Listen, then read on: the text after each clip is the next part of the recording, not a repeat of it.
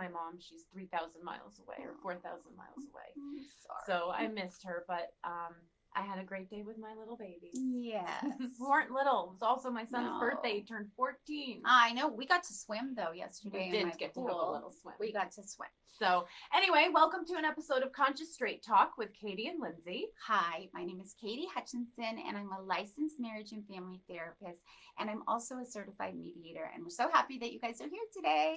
We are. I'm Lindsey Kearns. I'm the mama behind MalibuMamaLoves.com, and I'm also a certified conscious trauma-informed life coach. Mm-hmm. Now, we've been talking a lot about domestic violence over the past couple of weeks, and we wanted to kind of piggyback on that and talk about toxic relationships today. Mm-hmm. And the main difference between toxic relationships and domestic violence is intent. Mm-hmm. And that's why I think it's so important to talk about it, because oftentimes people in these toxic relationships don't even realize that how toxic they are. They don't realize what they're doing. They're not intending it. Whereas domestic violence, there's a lot of intent to hurt, to shame, to they're guilt, purposely to doing it. So a toxic relationship is they're unconsciously doing it because of learned behaviors or whatever. We're going to go into those. Yeah. And an abusive relationship is they're purposely doing it. They have a motive. Okay. Yeah. So a toxic relationship is defined as a relationship between any two people who don't support each other, where there's a ton of conflict, and they seek to undermine each other. There's competition, which is really not good with your significant other. And there's a lack of respect, which I will talk about later in detail. That is like number one. And then there's a lack of cohesiveness. There's a lack of teaming and joining together. You are a team, a unit, like two doubles tennis players. Yeah, it really is a lack of being a team together. And honestly, it is so exhausting for both parties and all of their friends and family who listen to all of this all the time. There's only so many people that are going to listen to you for so long. It's truly like a roller coaster of pain, but you don't even know why. You know? Yep. What really makes a relationship toxic is when one person is constantly undermining or threatening or causing harm to another. Of course, they don't necessarily know that they're causing this harm to the other. You know what I'm saying? Yeah. Oftentimes, this is a reason for this person's behavior to... Well, perhaps that they've been through a toxic relationship already on some level, and they're just repeating those behaviors without realizing it. They're subconsciously reenacting it. Or they were bullied. They could have been bullied. They could have had not a supportive childhood at all. They may have some personality disorder, narcissism, antisocial personality disorder. They could just be an a-hole, you know. Or they're not even aware of how toxic they really are. No, they probably think it's normal. A lot of them think it's normal. Yeah. And I can tell you from my own... Okay, so I'm just going to admit that, you know. But this is where we acknowledge. This is where I'm going to, yes, this is number one. Have to acknowledge. Yes, this is, and we'll talk about that too, but number one is you have to acknowledge what has happened or what you have done, and you have to take responsibility, and you have to apologize, or you're never going to get anywhere. So a perfect example of this is something that I have been guilty of doing. I hate to say this, it's a little embarrassing. Many of us have. You have nothing to be embarrassed about. Okay, well, I was a little bit worse then. And I learned it from my first relationship. Thanks a lot to the person who's in my first relationship. I won't say the name out loud. But the number one deal breaker, in my opinion, is threats of divorce, or I want to break up, or I don't want to be in this relationship anymore. You're crying wolf. Unless you really mean it, you do not say that. You never say it. Yeah, and here's the thing. I know, and I can be honest, and I'm guilty of this as well. For me, because of my emotional trauma, my CPTSD, I shut down. My brain gets triggered whenever there's confirmation, and confrontation, and I shut down. Yep. And for me, it's like, leave, get out of my house, just go away. I'm done. But what I really want to be saying is, this attitude is killing me. I need your attitude to stop. I need you to stop being so mean. Stop that and bring back the man that I love. Right? So, and they don't hear that though. No. They don't know that. No. Right? They hear, she said to leave, I'm leaving. Same with you. So you said I want a divorce. He's like, oh, okay. I've heard this 100 million times. Well, he would beg me, but hold on. It's very, what she said is very important. When she's saying, I need you to leave, What she needed to clarify is, I just need you to go away for a little bit, or I need to Take go the in the 30 other minutes. room. Yeah. And you give them a specific time, 20 minutes, 30 minutes, whatever works for you. A cool-off period is Yes. always a healthy thing 'Cause to you're- have in a relationship, well, because you get too escalated. Well, you can't do anything when you're at a level 10 as far as Yeah. anger or excitement or whatever else. So you say, hey, listen, it feels like it's getting really conflictual. Why don't we just take a break? Both of Yeah. us. I love you. Let's go in separate rooms or whatever, do our thing for 20 minutes, 30 minutes, and then reconvene. And then we will talk. And then that leaves the other person, sorry to cut you off. No. That leaves the other person not feeling anxious. Because if you just say, well, we'll reconvene at a later date. Well, that's like, we'll win. In 30 minutes, ambiguous. we're going to do this. Exactly. And generally, the person who's saying they want the divorce, they're saying they want to break up, they don't. No. They just want it to change. No. They want it to be better. They want it to change, and they want control. So I will tell you that when I would say this once a month with my ex-husband. Did I really want a divorce? No. Did I want things to change? Yes. Was I upset? Yes. Did I want control? Probably. I wasn't aware of it at the time, but looking back, did I want control? Did I want this person to say, I love you so much, I'll do anything? You know what I mean? I'll do anything. Yes, I wanted that. But I know now, you never, and I tell all my clients, you never say I want to break up or I want a divorce unless you really mean it. If you can say, like, listen, this is a deal breaker for me. This is something that's a big deal. Drawing your boundaries. Yeah. This is a deal breaker. So, like, this needs to stop or we're going to have some major issues. Yeah. But not, I want a divorce, because eventually the other person will leave you. Can only cry wolf so many times, right? Yeah. But and it's hard. It's all about communicating and being able to talk to each other. Very true. And all too often we can't. Mm-hmm. We do get so worked up in our egos. I know for myself, we all do. The brain gets triggered and I freeze. Your totally sympathetic freeze, nervous system and I causes freak out you to and freeze. I just want to be alone because I don't know if it's going to be worse. Mm-hmm. I've been hit. I've been hurt. They've tried to kill me. I haven't fully regulated yet my ability to not have that reaction and think I'm in danger, right? Which is so the understandable. toxic relationships, and when they're saying these things, and it's very hard. That's why that 30 minutes is so important to say, like, step back. Don't say things you don't mean, because words hurt so much more than anything else. And you can Emotional forgive, abuse but is you harder don't than forget. physical. You don't forget those comments. So some of the red flags and signs that you're in a toxic relationship, we're going to go over a few of those. It will look like a total lack of support, meaning, you know, if you accomplish something big at work, or if you're working on something at work, they'll turn around and say, yes, I don't want to hear about that. Yes. Or was I going to foolish. give the story there about my mom? No, I'll do it You on the jealousy. Okay, there's also toxic communication, and a perfect example is what I said before. I want a divorce. I want to break up. I can't stand you. You're ugly, whatever. Okay, there's envy and jealousy. So I'm going to give a story between my mom and my dad. Personally, we would all laugh about it, but, you know, it wasn't funny at the time, and I wasn't even alive, so I really don't know. But what happened was my mom got married young, because that's what you did back in the day. And she was still in college. My dad was done. He was 5 years older. And my mom was getting a degree in nutrition, because back then you could only be a secretary or a teacher, right? Or home ec. to her for going to school. Home ec, yeah. But so nutrition is a very, very hard major. I don't know if you guys know about that. There's a lot of chemistry, so important, a lot of organic chemistry, a lot of hard classes. So my mom was taking accounting, organic chemistry. She was taking calculus. She was just taking all these hard classes, like 4 or 5 really hard classes. And she got straight A's. And she came back and she said to my dad, oh my God, I got straight A's. And he looked at her and then he didn't talk to her for a week.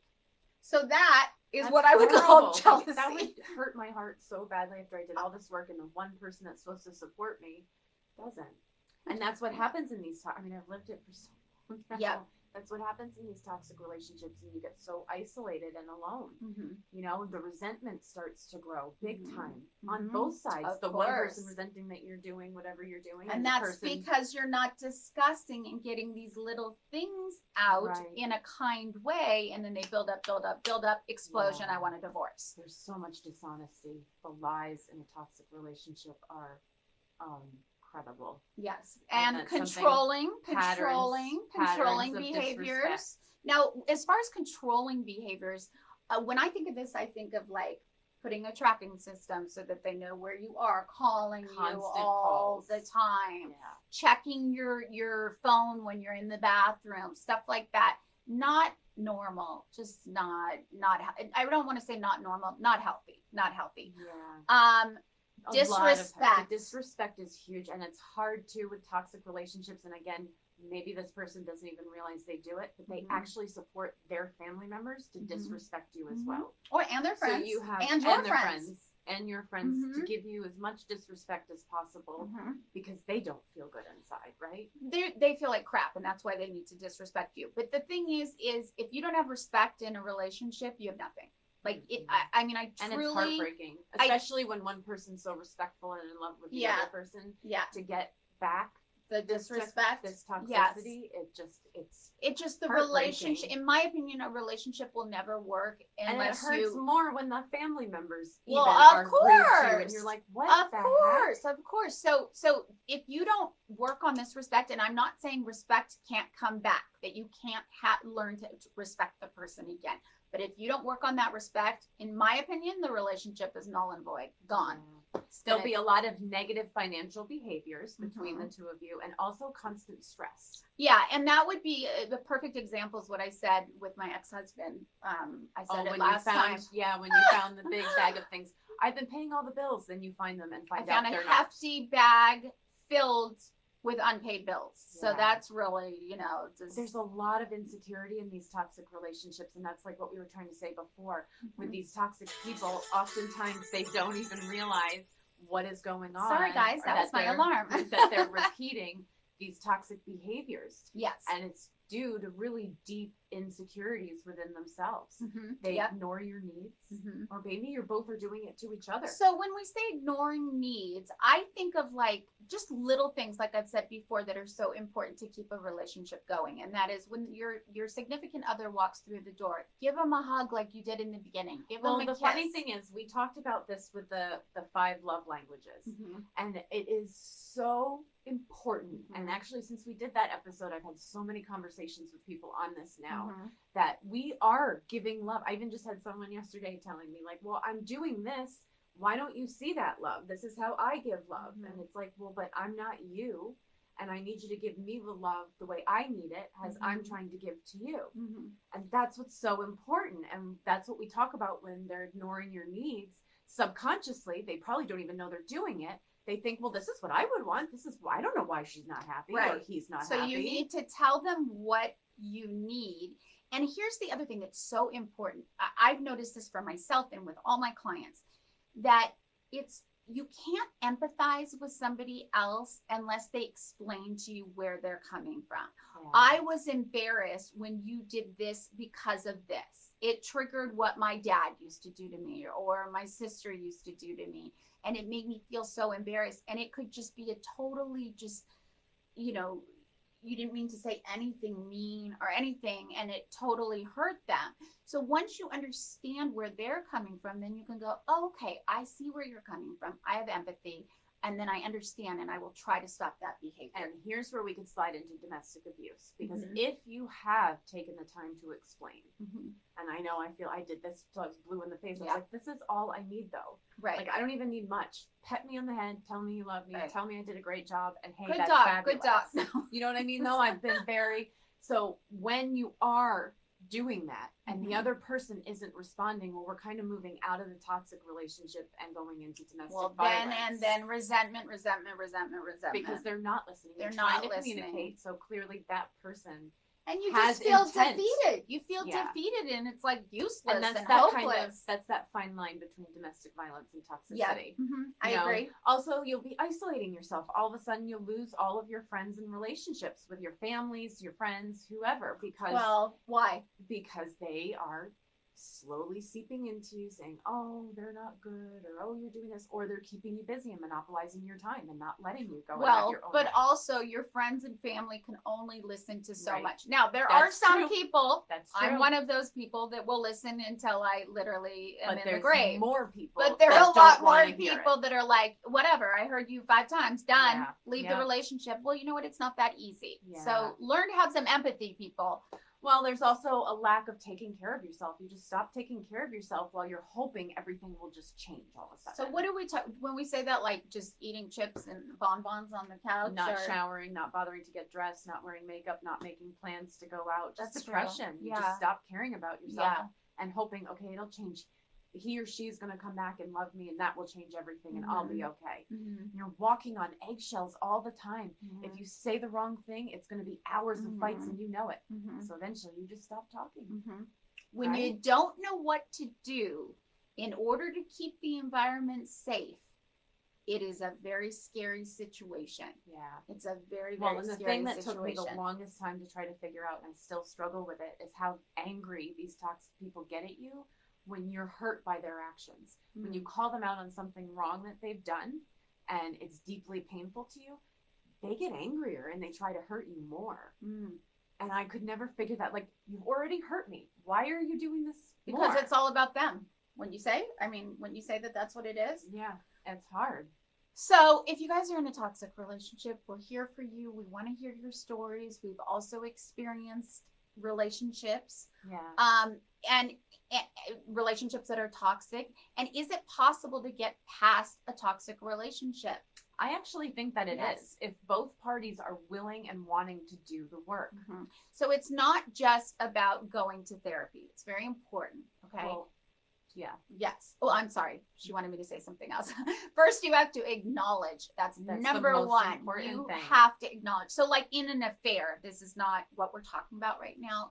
But if the person who's having an affair does not acknowledge that they had an affair and the other person knows, because they usually do, and they keep saying, a lot of men, sorry, this is not meant to be gender bias, but a lot of men are taught to deny, deny, deny, deny. It doesn't matter if you have evidence right in front of their face, you know, this and that, they deny, deny.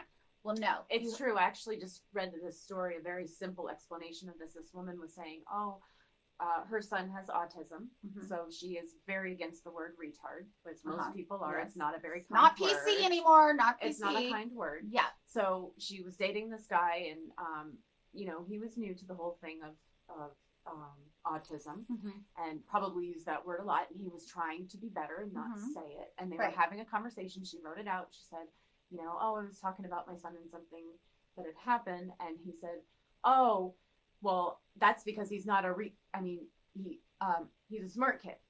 And she was like, oh, thank you for stopping yourself. Like, she encouraged him. Yeah. She said, thank you for changing that. You tried, yeah. And he immediately, I didn't say that. I don't know what you're talking about. I never even tried to say that. I was going to say the other word. And he denied. And well, I'm so looking at obvious. It's slightly toxic because she was trying to say thank you. Right. I see that you're making the effort It's for fully me. toxic. But he couldn't say, oh, no, I never said that. He couldn't acknowledge. Yeah, he couldn't say, well, Yeah. thank you for noticing that. I am trying to get better about it. Yes. You know? So like an affair, the example of an affair, they have to take responsibility. Yes, I did this. And then they have to say, these are the reasons why I did this. Acknowledge and apologize. And apologize. And then you've got to take it one step Take further. responsibility. Yep. And right? you need to both have a willingness to invest in making this relationship work. You need to invest money, you need to invest time, and you need to invest your hearts. And you need to be honest about and that. prioritize. They need to be your number one Yes. priority if you're going to get through this. So it makes me a little upset at times, since I am a therapist, because there are many people that from the outside world they'll look and they say, well, the therapist must not be doing a good job. Well, it's not the therapist's job. You have to do the work to correct your relationship. We can only give the advice. tools. We can give you the tools. We can give you guide the tools, you, but what have you to do outside of the therapy room is up to Yeah. you. So you need to do the work, and it needs to be done so many times that it becomes muscle memory, like a sport. Like when you Yeah. do a sport, and you need to be teaming and joining together like we're two doubles tennis players. Yeah. That's all I can And say. you really need to work on shifting from blaming each other to understanding each other and what is going on. Yep. Mhm. Ideally, you really need to be open to outside counseling Mhm. and help each other want to heal, Mhm. right? Mm-hmm. Understand. Did I already say this before? I don't know. But understand the person's intent. Right. Did I say that? Well, intent is so important. Right, because if And you you know the thing- understand it Yeah. and it's kind, then you can forgive them and you can empathize with them. Right. And you can work forward on that, right? You don't want to dwell on the past. Although you do need to work through it. So you need to work through the past by acknowledging, by apologizing, by understanding what happened and why it happened. And by not shutting your partner down. With the well, by not shutting them down, you need to view them with compassion. This is somebody that you love, that you two have just gone off on a bad path. But you have that core love. So it is possible to bring it back with compassion, with getting into therapy and finding a good support community. Yep. It is totally possible because, again, the thing with toxic relationships, I don't think that the intent is there to hurt. They're good people. They're just hurting people. They're hurting. Yeah. And I so want to they give hurt you a perfect example. I'm obsessed with pickleball, as we all know, because I talk about it every time. And I have a little bit of a problem when an overhead comes to me. I just slam it like a crazy person because I played tennis for so long. I don't think there's no intention of like, yeah, I want to hit this person in the face. But it happens all the time where I'll end up accidentally hitting the person across the way with the ball. Well, it is a plastic ball. Yeah. Like when it hits me, it's no big deal. Although it did hit me in the eyes, that hurt. But and I'm just always like, you do what you have to do to win. There's no but there's no bad intention behind what I'm doing. It's just, I'm just slamming. I'm not thinking. I'm slamming into your face on purpose. And I do this all the time. And people are like, what are you doing? And I'm like, but my intentions were, I didn't mean to hit you. I'm not purposely I see ball. I'm like a dog. See ball, hit ball. You know what I mean? So my intentions are good. So that's an example. Yeah. And it really is, at the end of the day, the intentions. And if you have that intention to heal the relationship, your partner has to be on the same page. If not, it's not going to get better. I'm sorry to say this. Two people have to want it just as much. If it's just you wanting these changes, it's not going to get better. And it might be time to let go. Which is the hardest thing. We'll talk about that later. We got to do one on trauma bonding because, that's one of the most wicked things to break in the world. Yeah. And that comes in with the toxic relationships as well because we do get trauma bonded. Yeah. You know? So, all right, we're going to let you go with that. Yes. A little bit of a longer episode today, but talking about toxic relationships is so important. Yeah. There's just so many of them out there. And with a 60% divorce rate or more in Los Angeles, we got to talk about it, kids. So leave some comments